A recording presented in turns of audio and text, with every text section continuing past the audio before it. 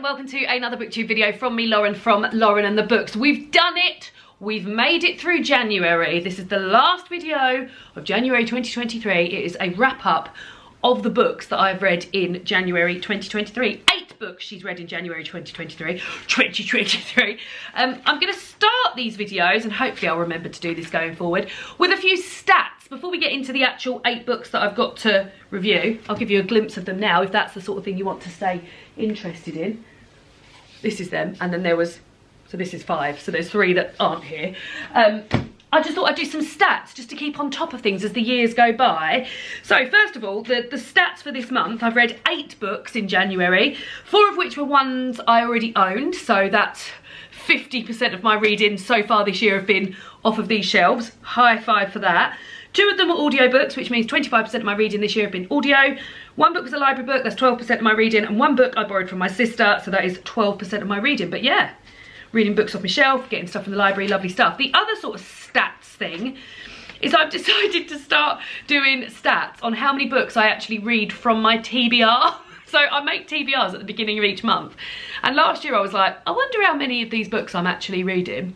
Well, this month I've read, my TBR was 18 books, and I've read 4 from that TBR, and I am in the middle of reading another. So if we include that one that I'm in the middle of reading, which will appear in my February TBR, that's 28% of my TBR. So all of these books that I've planned to read, I mean, it was a big ask, 18 books, I've only read 8 books, so I was never going to read all of them, but I just thought that was interesting. And then I also, as the year goes by, I'm going to make a note of all the books that I've hauled. Oh, I didn't do my library books actually, oh no. Yeah, maybe I should do that too. She's back from her sum, so I thought I would also, in these videos, highlight how many books, or work out how many books I'm actually reading from the books that I'm hauling, and from the books that I'm hauling both from getting those books, buying them, being gifted them, getting them from the publishers, and also the books that I'm getting out from the library. So this month is going to be a really, really big book haul. So it was a big, massive book haul in January. There was 26 books on it. That was because it was Christmas books that I'd received for Christmas, and then books that I'd received in the run up to. I don't think I did a book haul in December. So it's 26 books. Anyway, 3 books, and this is including a cookery book, because I'll mark a cookery book as read if I've cooked something from it. Out of that book haul, I've read or used the cookery book, 3 of them. So that's 12% of the books that I've received so far this year I've read, which this early on I'm quite pleased with. Let's have a look at the library situation. So this month's library haul was 35 books. I have only read 2 of them, and that was a book that I've read and a library book that I've made something from. So that's 6% of the books that I've hauled so far from the library this year have been read. But that's not great. We'll see how it goes on. But yeah, hopefully those stats are interesting to you. They're certainly interesting to me. Maybe I'll stick them on the end of a video if people aren't interested in them. Let me know down below if you like stats.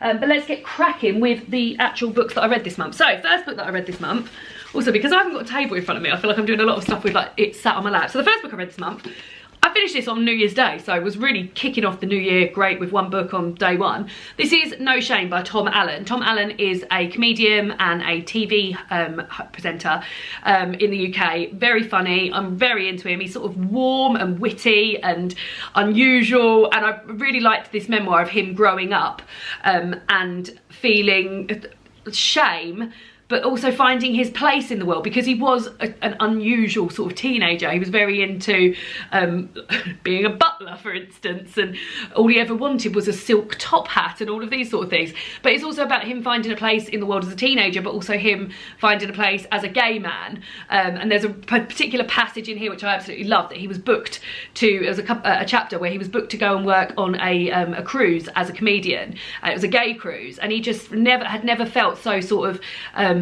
comfortable and accepted, and just sort of like one of the people on there, just having a lovely time, just sort of like living his life and just being completely 100% his true self. This is very witty, very funny. I really enjoy Tom anyway. I find his TV, I listen to his podcast as well.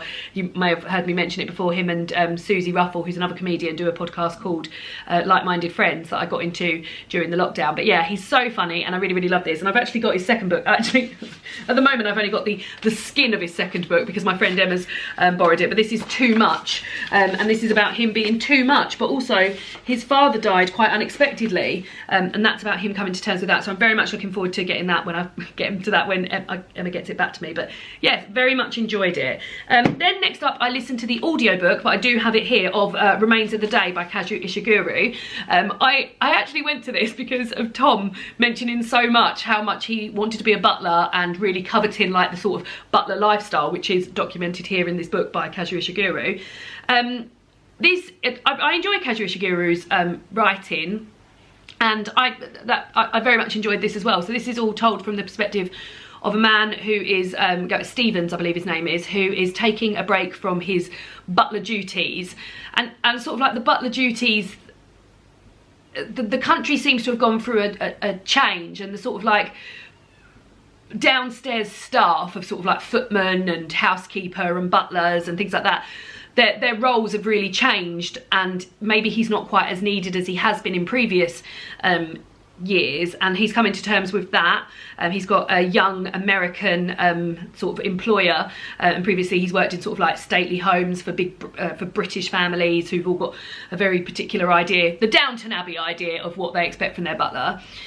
And this tells the story of his life as a butler, and it's him going on this trip around the UK as a bit of a break and going to visit somebody that he used to work with, and also harking back to experiences he had as a butler. One experience that I think will probably stay with me forever, to be honest, is the experience of when his father, who was also a butler, died, and he died whilst he was, his son, Stevens, who we're following, was working and doing a sort of like just working like one night, I think it's a dinner party or something, for seemingly very important people, and he won't go and see his father, and when he goes to see and he won't be disturbed in his work, and that just shows sort of like the level of commitment that he's got to his job. Like I said, I really enjoyed this, and I enjoy the writing of Kazuo Ishiguro, and I listened to this on audiobook, and it was narrated by Dominic West, and what I really enjoyed about it is the sort of like monotony of it, and I don't mean that in a shady way, I mean that in a way that, like, I imagine your life as a butler probably was quite monotonous. There's the same sort of things. Maybe there's the odd dinner party or someone important visiting from somewhere, but basically your day in, day out life is going to be very much the same. And I enjoyed that being represented in this, and I also enjoyed his sort of like current day going around. Something I didn't pick up in at all, and it's only since I want to watch the film of this. There's a film where Anthony Hopkins plays Stevens. I'm sure it's Stevens. Yes, it is Stevens. Is the love story in here. So this is, it harks back a lot to a character, Miss Kenton, who used to work at the house, and I got the vibe that he was a bit annoyed by Miss Kenton and found her a bit of a, she worked as a housekeeper, so they were sort of like paired together. I kept like harking back to Downton Abbey and being like Mrs. Hughes and Carson, who actually ended up getting married. But I didn't pick up on that, and it was only when I saw like a blurb of the film of people say of the film being like, oh, this is very much a love story, that I was like, oh, I didn't pick up on that at all. I thought he was sort of like in love with his job. That's the love story I got from this. So we'll be interested to watch the film, but enjoyed that. Next up, I've got Outlander by Diana Gabaldon. This is so big. This I think, I've read 8 books this month, which is absolutely an amazing amount, but less than I normally read. And I think that's because this was so long. It's like over 800 pages, like almost 900 pages. I've talked about this in a few videos as the month has gone by, and a little bit on my Instagram when I wrap this up. I'm loath to sort of go into it now because some people were a bit cross with me, but what I'll say about this is that the bits of this book I loved, I really loved. The concept, for example. So the plot line is we're following an amazing protagonist, Claire Randall, who I really, really love. That's something else about this book that I love. This is originally set in 1946, and Claire Randall and her husband are going on a second honeymoon. The war's over and they're getting to sort of reconnect. They haven't spent any time together as a married couple since the war, and they're going to reconnect in Scotland, where they went on their previous honeymoon. And while they're there, Claire gets swept back in time to 1743, where she then has to find like life for herself in those times, because it doesn't look as though she's ever going to find her way back to 1946. The sort of weird thing that's also happening is that in 1946, Claire's husband is very, very into sort of genealogy and family trees and stuff, and he's tracing the path of his 6 times great-grandfather. Now, when she's back in 1743, she meets that 6 times great-grandfather of her husband, and he's a complete prick. So but that is not a question in this.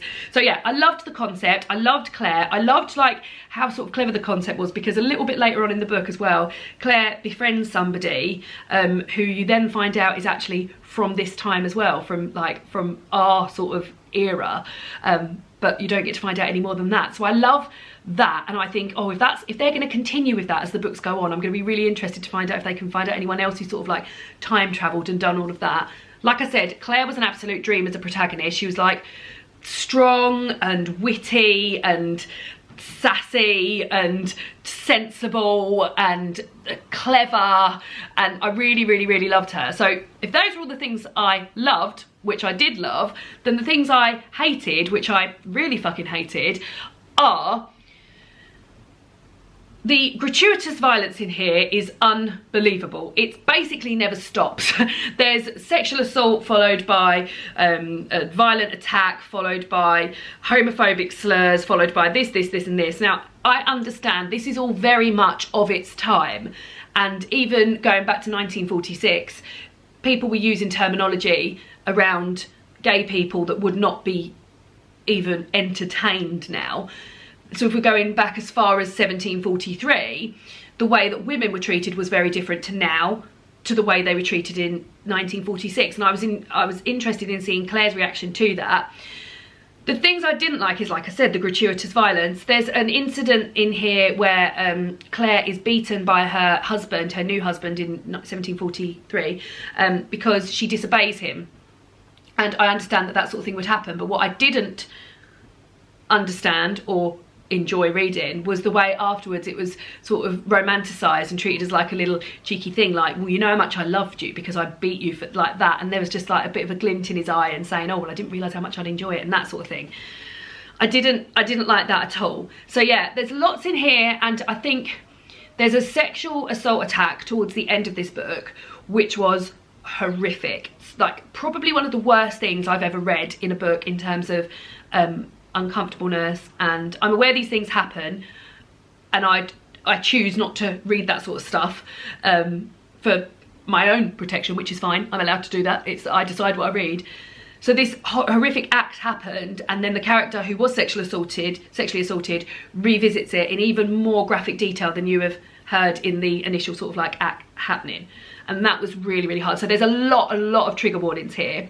Whilst I was within it, I was thinking, am I going to continue with this series? I think I'm going to go for the second book and see how that goes, because like I said, I'm really into the premise of it, and I really like Claire, so I need to carry on and see if I can handle it, or if these sort of things are going to piss me off. But yeah, I've got to say, I liked it, but I loved the bits that I loved, but I really hated the bits that I hated. And I think that's fair to say. But like I said, a few people were cross with me because they were like, I don't think you understand, Lauren. And I do understand. I do understand. Right, okay, so book 4 is an audiobook I listened to. I listened to the audiobook of Honey and Spice by Bolu Babalola. I was familiar with Bolu's work. I follow her on Twitter, and I think her take on a lot of stuff is really awesome. But I have read and listened to Loving Colour, which is actually on my TBR for next month, which is a selection of short stories retold, myths and legends and folklore love stories centering women of colour at the centre of these stories. So I very much enjoyed her writing in that, and when I heard that she had a novel coming out, I think it came out last year, I was very keen to read it, and I got the audiobook of it, and I'm so pleased I did because I really loved it. So this is about it involves a trope that is quite common in romance novels, which I've never ever heard of in real life, and I wonder, or in a book, or ever outside of a romance book, but fake dating. So we're following 2 characters, and one of which runs an amazing radio show, student radio show, with her best friend, and I loved those interactions between her and her best friend, and their take on a lot of stuff, like in the way that I love Bolu's take on a lot of stuff on Twitter, sort of like the campus gossip as well as like bigger subjects. So she runs this very successful radio show, and also for some reason or other, and I can't remember how, she ends up having to date, like fake dating, a very handsome, they're both really fit, by the way, these people. A very handsome lad who also has reasons for fake dating her. That goes to show how much I sort of enjoy the fake dating thing, that I can't even remember the way they ended up. Anyway, they start as friends and then obviously they're going to eventually become lovers.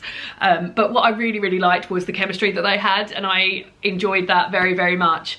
And I quite enjoy reading like a campus novel. It reminds me of my days at uni. Not that I was fake dating anyone or running my own radio show. I would have loved to have been doing both of those things. But yeah, I enjoyed it, and I think that Bolly's writing's really great, and I will read a lot more of whatever else she brings out. So there we go. Next up was Just Sayin by Malorie Blackman, the first of 2 Malorie Blackman books that I read this month. This is Malorie's memoir. My Life in Words, it says here, and I got this for Christmas from my friend Emma. I very much enjoyed this. Malorie Blackman is the author of a lot of, like, a very prolific author of much children's and YA literature when I was growing up, and even now still releasing stuff. The Noughts and Crosses series being one of those. Pig Heart Boy, that was another one I was familiar with. Hacker as well. And this is all about Malorie's life and how she got into writing and sort of sacrifices she had to make in order to become a full-time writer. It tells the story of her meeting her husband and having a daughter. It also tells, trigger warnings here for baby loss, because she did have a baby that she lost as well. And yeah, I was really into it and sort of like learning about her life experiences and how she draws upon those for her writing. She is, as you can see from this front cover, a black woman, and she came into children's literature at a time where there was literally no books with like black or brown people on the front cover, or black or brown characters in these books. And I loved hearing about her love for Othello, because that had a black character in it. And yeah, just really enjoyed sort of like the inner workings of getting a book published and the changes and stuff she had to make, while still really sticking to the fact that she wanted these characters to be black and to be gay and to be in difficult situations, because that was real life. And she really had to fight against a lot of people who were like, children don't want to read about that. And she was very much like, well, there are children who are going through this thing and they will want to not feel alone. And I really appreciate that. Also, there's a lot in here about, so she's also done a lot in prose. Her writing is great. So she'll go from writing a memoir, like a memoir about a certain time, so for example in 1976, and then she'll follow that up with a poem and stuff like that. So the writing itself was great, but very much enjoyed this. And if you're a fan of Malorie Blackman, I would highly recommend. I thought it was great. Next up, oh, another, I did read some good books this year. So this year, well, I guess this year so far. The next book I read was a library book called Sometimes People Die by Simon Stevenson, and I heard about this through the Between the Pages programme that's on BBC Two with Sarah Cox. They're in between series at the moment, but this was a book that they read and discussed on there, and I was like, oh, that does sound like something I'd be interested in. Well, I absolutely loved it. It's a literary thriller set in a very pushed upon hospital in East London in the early 2000s, and we are following an unnamed, and I love that. That's probably why I love Rebecca so much. Like, I love that. One of the reasons I love Rebecca so much, having an unnamed narrator is such a sort of like thrill to me. We're following an unnamed narrator who is working as a junior doctor in this hospital. He was previously working at a hospital in Scotland and got addicted to pethidine.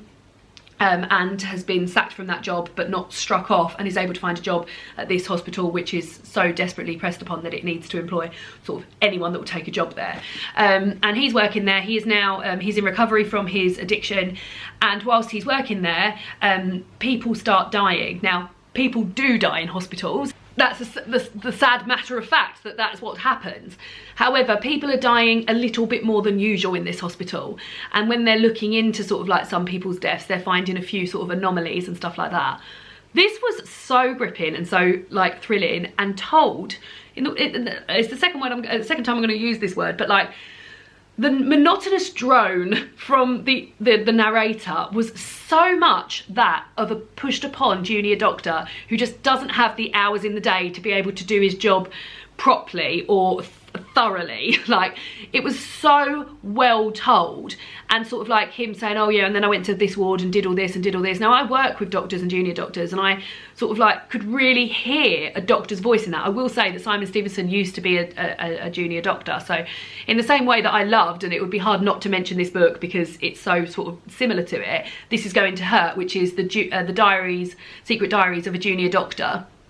The tone in this is so similar to that, not as funny, but there's still darkly comic moments in here, and sort of like just the let's just get on with it mentality of a lot of NHS staff. I thought it was really, really good, and I would have literally sat and read it all day. I read it in like basically 2 or 3 settings, but I could have just sat and read it all day. I absolutely loved it and really, really, really enjoyed it, and I've been really raving about it. I think if you work in a hospital or in a healthcare setting, you will enjoy it probably just that little bit extra like I did. But yeah, I thought it was really well pulled together, and sort of like as you start getting the little clues that are maybe leading you to why these deaths are happening and who could be at the heart of that, I really enjoyed it. I really, really enjoyed it. I haven't enjoyed a sort of thriller or like one of these books like since as much as I enjoyed this one since I read The Appeal. So that's been like a whole year since I enjoyed a book as like one of these types of books as much. So very much enjoyed it, would highly recommend. And then, oh no, 2 more. So then next I read Tomorrow and Tomorrow and Tomorrow by Gabrielle Zevin. We read this for my Patreon book club. The theme was big 2022 releases, and boy oh boy was this a big 2022 release. At the end of 2022, I kept seeing this appear on a lot of people's best books of the year. A lot of people I knew in real life had said to me that they really loved this, and I really, really loved this. This is a book about gaming, and I didn't expect to love it as much as I would, but at the heart of this book, as well as hearing all about the gaming and the sort of creativeness and processes that go into making games, which I loved reading about, are these 2 characters, Sam and Sadie, who meet as children on a children's hospital ward and start playing PlayStation games together, and then reconnect many years later and decide to start making games. I loved hearing about the sort of games they were making. They weren't the sort of like regular sort of shooter type games that I'm potentially familiar with, because they're the more popular ones and I'm not really into gaming. But their relationship was so real and so like off the page as the book went on, and the sort of like their life events that they're going through, and in the background all these games that are being made, and like I keep saying, the creativeness in this book that relates to the big games being made, I'd never fully appreciated. I mean, obviously there must be some work that goes into these things, but I'd never fully appreciated it. And I just love the writing style. There's a couple of chapters in here which are just so special, and I've never read anything like it.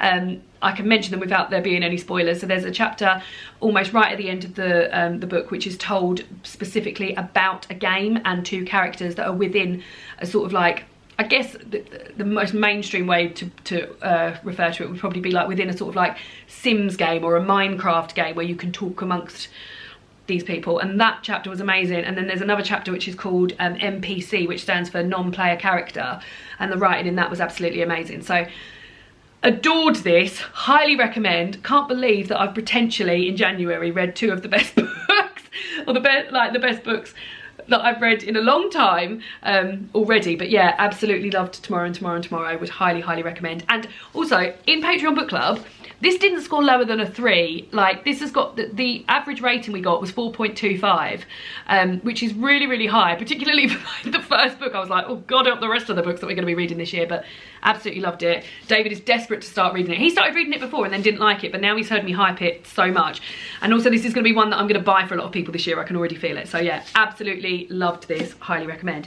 And then the last book I read was another Malorie Blackman book. This was a novel this time, and I borrowed it from my sister. She's an English teacher at a secondary school, and although she won't be teaching this text this year, she wanted to read it because other classes will be. And yeah, I very much enjoyed this. Like I said, Malorie Blackman, I'm going to hark back to sort of like a lot of the stuff that I said about Malorie Blackman earlier. Like, she really knows young people, and she's really experienced a lot of these things that these young people have, particularly around race and that side of things. And in this particular book, we're following Dante, who has just got his just about to get his A-level results, and he's ready to go to university, and then he gets a knock on the door, and an ex-girlfriend's there, and he has fathered a child almost a year ago, which he didn't know about. So this the mum leaves the baby there and says, I'm just going to nip to the shop and get a few bits, I'll be back in a minute, and she never returns. And Dante's whole life changes, so he can't go to university anymore, and his A-levels are sort of a bit irrelevant. They certainly feel irrelevant at the moment. And his brother is also suffering with some health issues. His brother is gay as well, which is a big plot point within the novel. And yeah, like I said, that she just writes about experiences and the young experience so well, whilst not shying away from difficult situations which young people still do have to go through. So to be able to read something like that and see yourself, and in particular see yourself in many of the characters in here, because there's a lot of stuff going on, or different things, different aspects of maybe the situation you're in the characters or in the situations that are happening, I think is very, very precious. And yeah, would highly recommend this as well. So there we go, there's the 8 books that I read in the month of January. Very pleased with how my reading's going on so far. Do let me know what you've read in the month of January. Let me know if you've read any of these books. Have you read any books this month that you think maybe could be a best book of the year so far? Like, is it too early to be thinking about that? And also let me know whether or not you enjoyed the stats at the beginning of the video, or if you think it might be best to push them to the end. But yeah, and I'll see you all again tomorrow. You got 3 videos this week. Tomorrow's going to be my February TBR, so I'll see you all again soon for another booktube video. Goodbye.